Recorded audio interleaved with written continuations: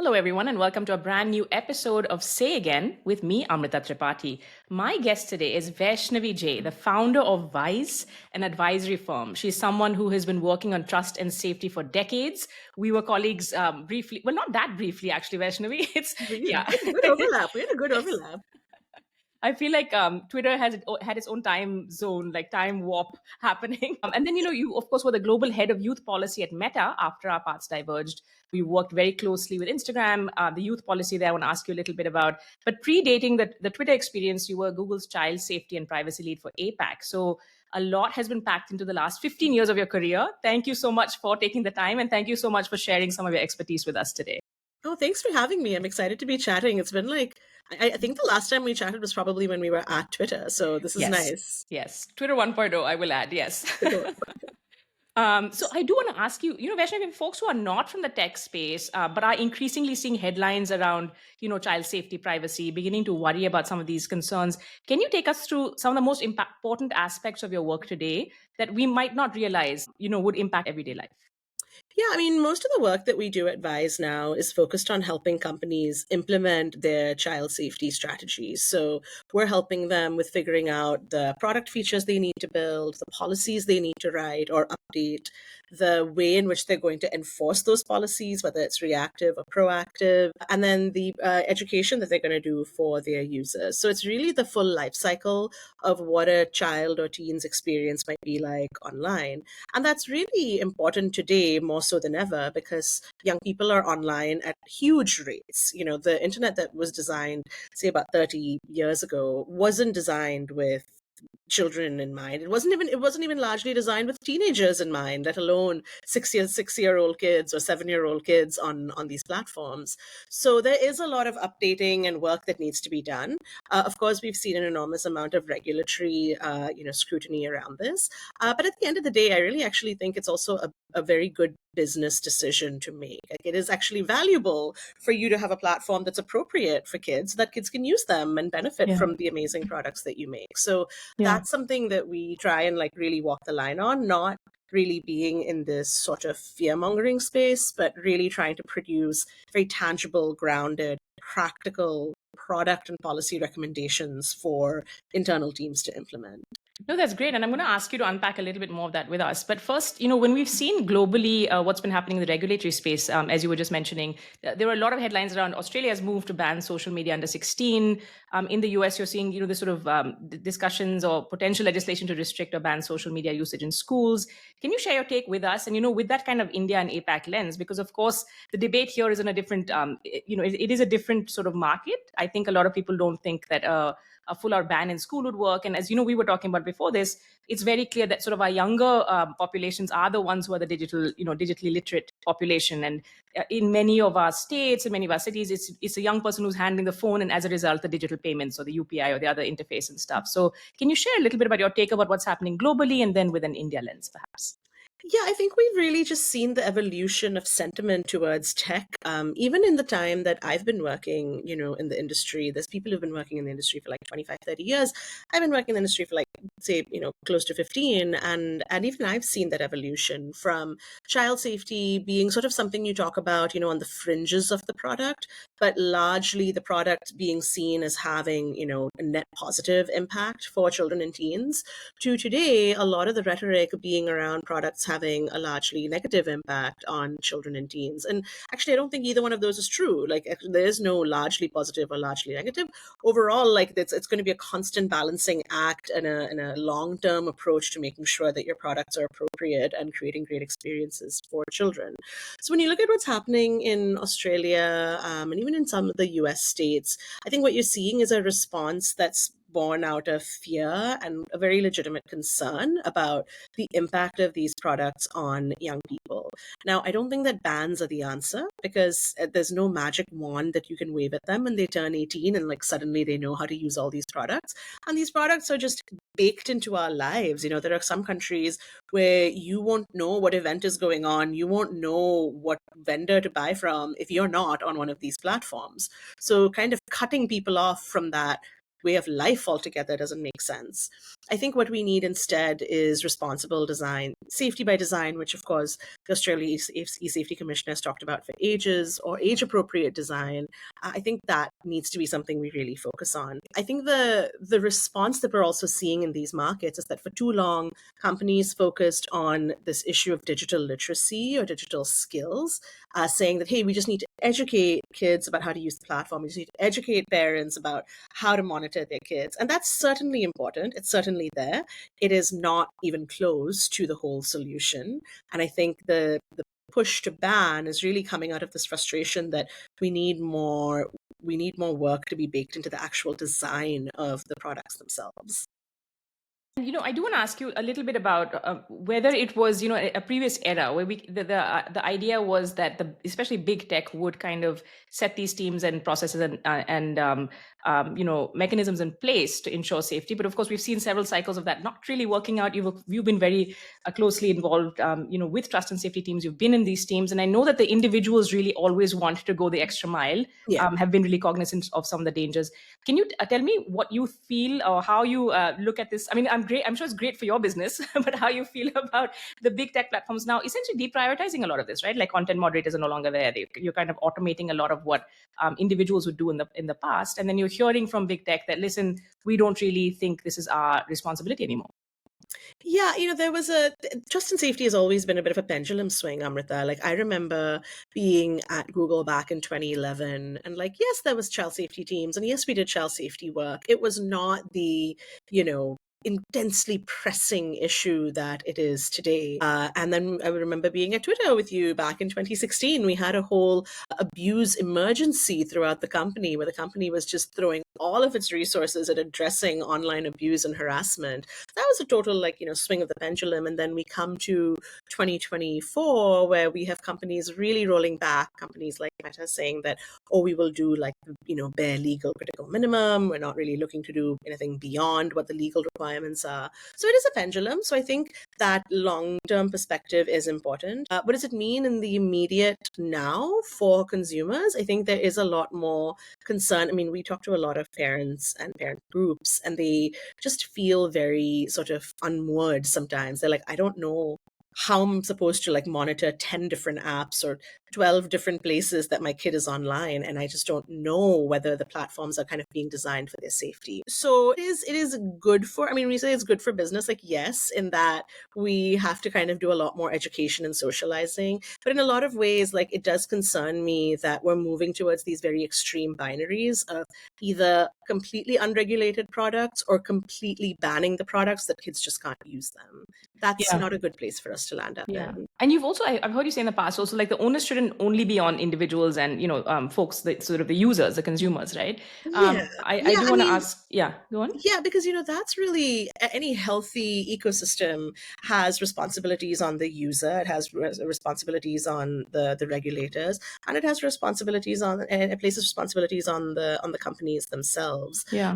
Particularly because product design, content moderation, this is not something that an individual user can control. And it's also not even something that a government necessarily always understands. What you need are the best and brightest minds in our fields, really investing in working on building these solutions, which, by the way, we built the original product, so of course we can build better versions of it. It is possible. And a matter of, as you said, prioritizing, allocating resources, doing it smartly. I think we saw in the past how challenging it can get, which maybe is not evident to folks who don't work in tech or in this space. Just a couple of questions more on this. I do want to ask you, if you have, when you're speaking to parent groups, or you're speaking to families and folks who are actually concerned about the immediate impact or potential dangers, do you have any tips or safeguards you can share with our listeners or viewers that you want families to be aware of, especially?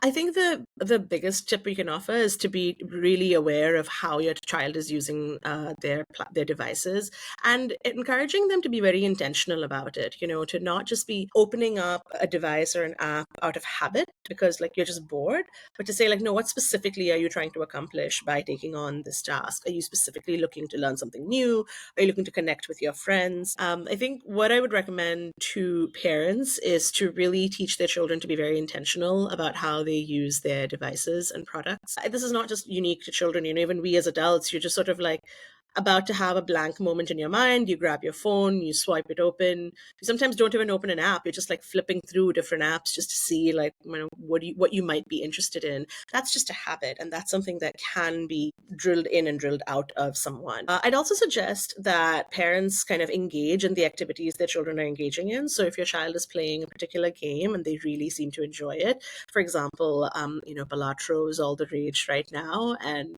it's a really fun game. It's a really fun card game. Get into it. Like, join your kids in playing that.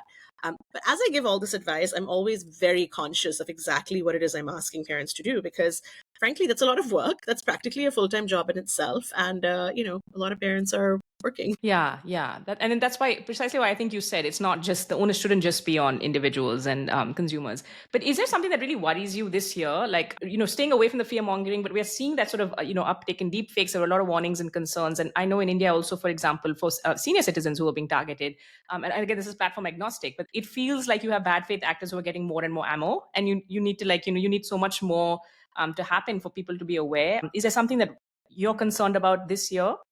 I am really concerned about the rollback in the sort of AI safety, AI ethics conversations that we've been having. I was really disappointed to see some of the outcomes from the Paris AI Action Summit. I wasn't there, but just reading all the notes and briefings from people who were there, feels like something that would have been the ideal place to talk about AI safety ended up being more of a economic pitch for investment. And actually, we have a precedent for this. I remember back in the early 2010s, we used to talk about the internet economy and how the internet was going to add all these jobs and be really like an engine for growth in a lot of these struggling countries. And so the best way to regulate it was to not regulate it.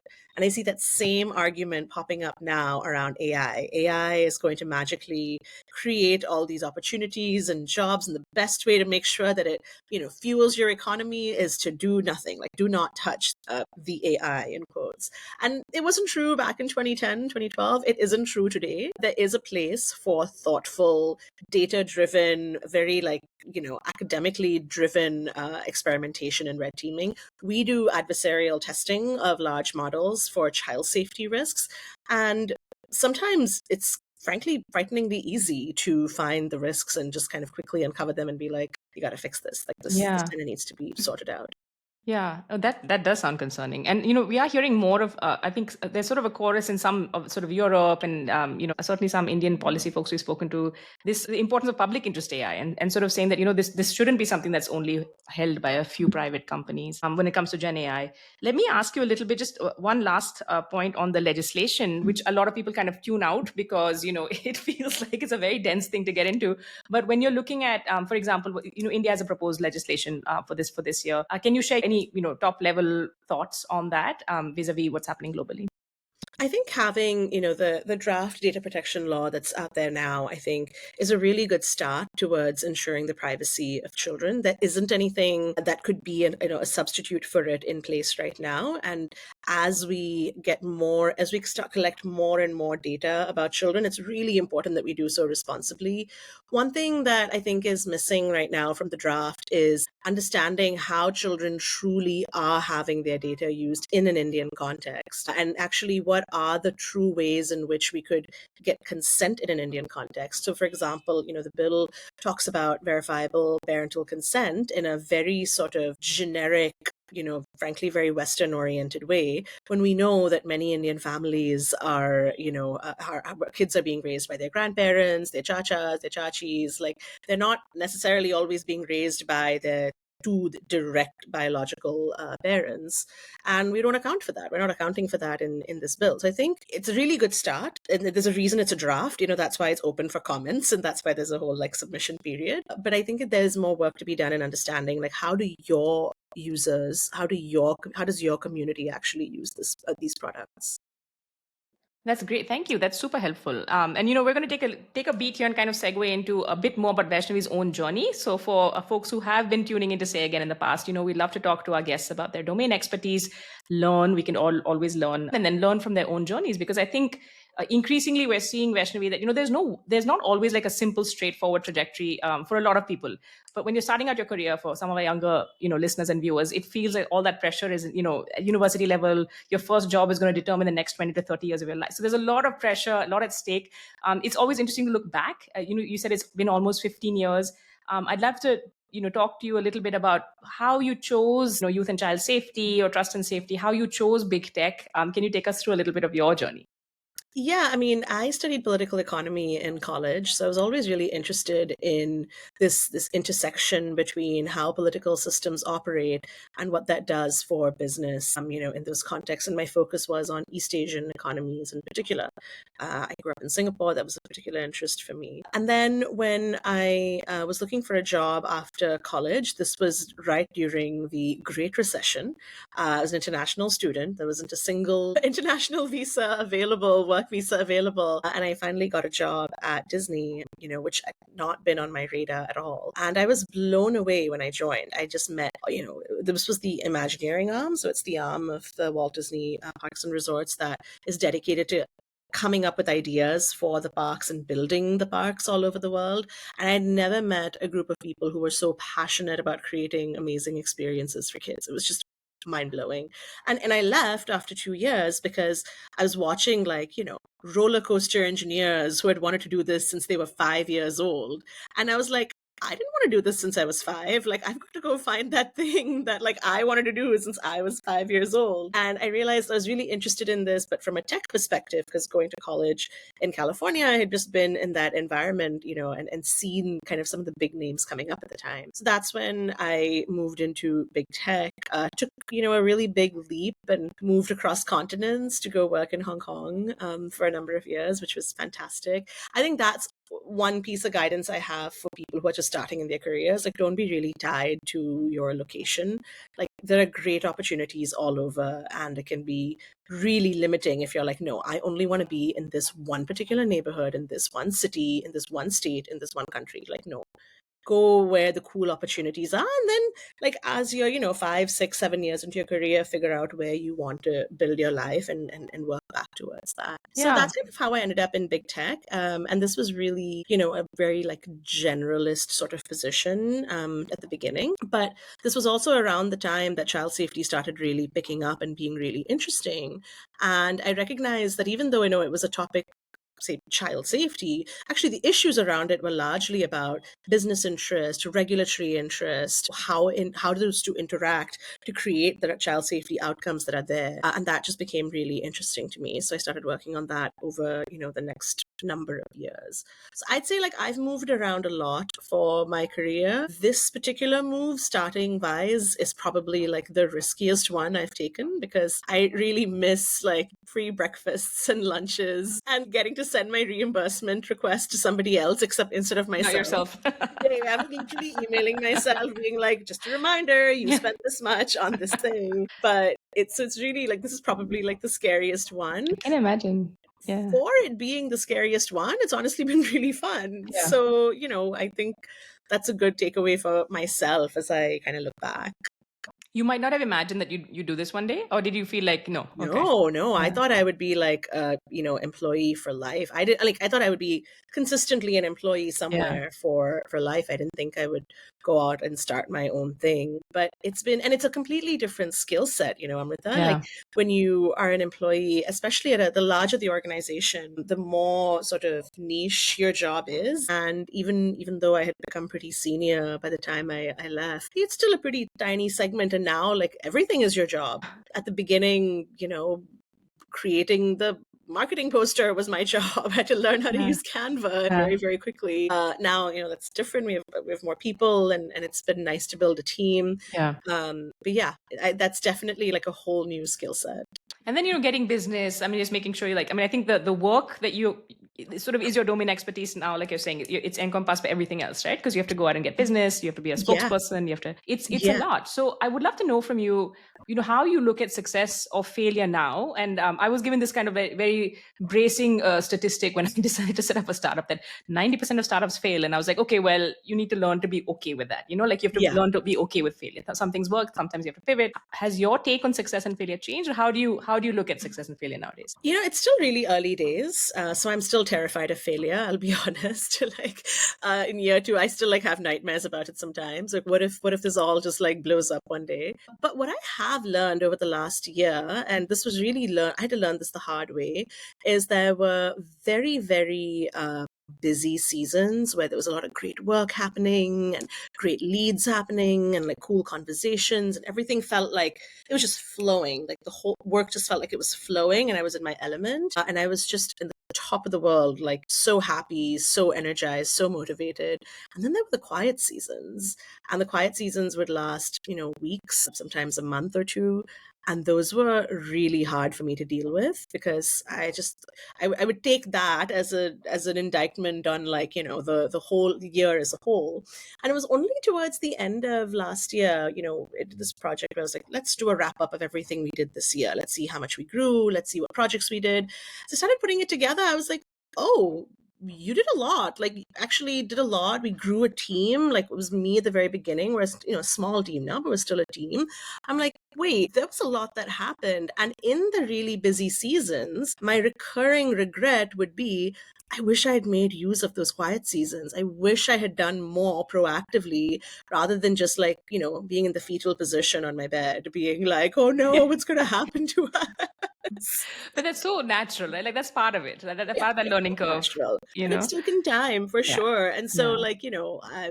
I'm learning to recognize the quiet seasons as Yeah. actually a gift, because Yeah. when the busy season comes, you're gonna need all that prep that you did in the quiet season to make 100%. it as Yeah. successful as Yeah. possible. I had the opposite, because well, not the opposite exactly, but I realized that I was all of a sudden so, and also terrified of failure. So I hear you. I've just Yeah. been listening to these things being like, listen, you have to be more have a higher risk appetite and so on. So it's been a Sorry, bit we're of a longer. human. So sorry that we're human. Oh my God. But I feel like I just went nuts that first year of I was doing the startup, trying to just make sure we have partnerships in place. Also decided to upskill. So I was doing all of these courses, and of course you hit a wall at some point where you're just Yeah. wait, stop, step back. You need to see what you need to prioritize. And that's also, I think, a skill set that will stand in good stead wherever you go. It's not necessarily, learning how to say no sometimes is harder than learning who to say yes to. So I'm curious to know also in terms of, your leadership style, because, you've led teams also in big companies, maybe small teams. As you said, trust and safety was a niche area, but you've had a leadership role for many years, Yeah. versus being the founder and principal of your own startup. How has your leadership style changed, if at all? I think I've become so much more reliant on the people I work with than I think I ever used to be. Even when I led teams at companies, of course they were all brilliant at what they did, but trust and safety just had so much work to do that there were very few people who could truly be a pure people manager. Everybody had to be an individual contributor in some way, even as a manager, even as a senior manager, even as a director. So, but now, I mean, there are some jobs that I don't see until the end of the week when I get a status update on it. And that kind of learning to let go. So for 2025, my mantra has been very much I want to delegate, I want to partner, I want to do everything collaboratively. That's the only way we're going to be able to scale to do the things that we want to do, while still staying pretty lean and agile. I think the other learning for me is that, it's very different being a leader of a team in an organization with infinite resources. Even if we don't get as many resources as other teams, we still get a lot of resources. That is very different from you're funding the whole thing, your book of business is funding all the work that you do. It's a very different environment, but I actually think it's made us much more strategic. I've had to learn how to drown out the noise, and so I'll have people come and be like, hey, did you see this person's doing this, that person's doing that, maybe we should do it. And I stop and I think about it, give it the honest time that it needs, and then I'm like, no, that's actually not our space. That's no, Yeah. very attractive to do, not our space. Let's Yeah. let that person, let them kind of own that. Yeah, that's so interesting. Because yeah, you're right. You have to have like the complete focus and not get pulled into too many directions, especially when it's a lean team. Just last two questions for you. One is you work on very, very serious things. I Yeah. want to know what you do to unwind. Do you have anything you'd recommend that you're reading or watching? Could be very serious, also could be very chill. um, Yeah. I will say, like, ever since I got into trust and safety, I have stopped watching dark shows. I can't watch medical procedurals. I can't watch police procedurals. I just can't do it. I need like really light, fun, like breezy, sassy shows to kind of keep me going. So I've become like a real fan of the Real Housewives franchise.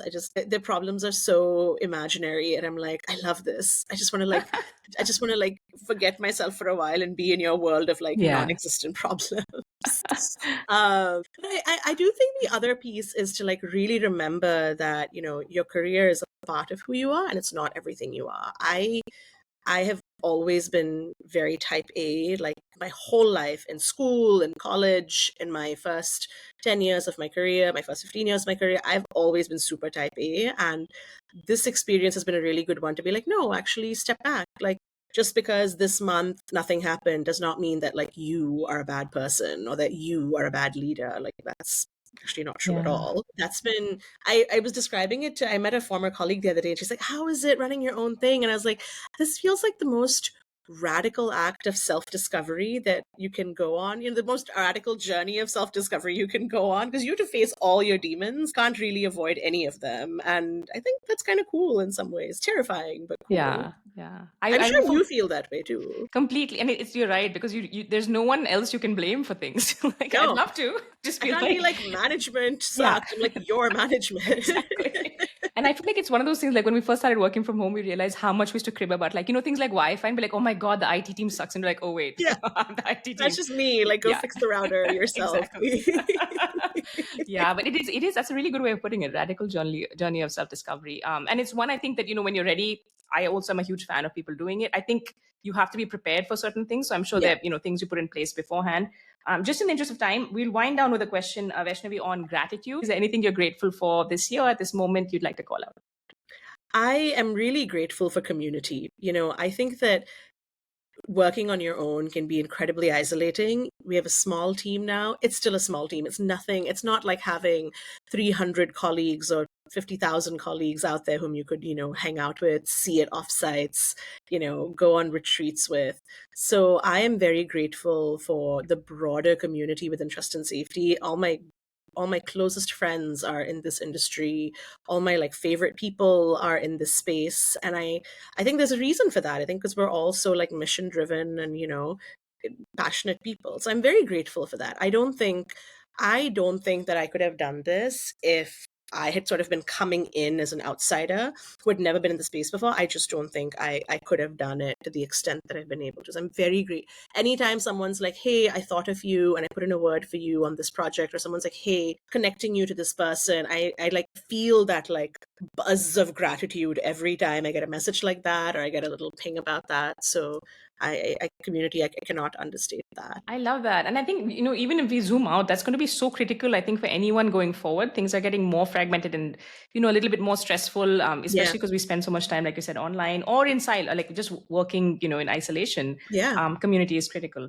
Thank you so much for that, Vaishnavi. And we're going to link to your newsletter in the show notes. We're going to be wishing you the very best, you and your team, and hoping you continue to keep youth and children safe across the world. Thanks so much for taking the time. Thank you, Amrita. This was so much fun.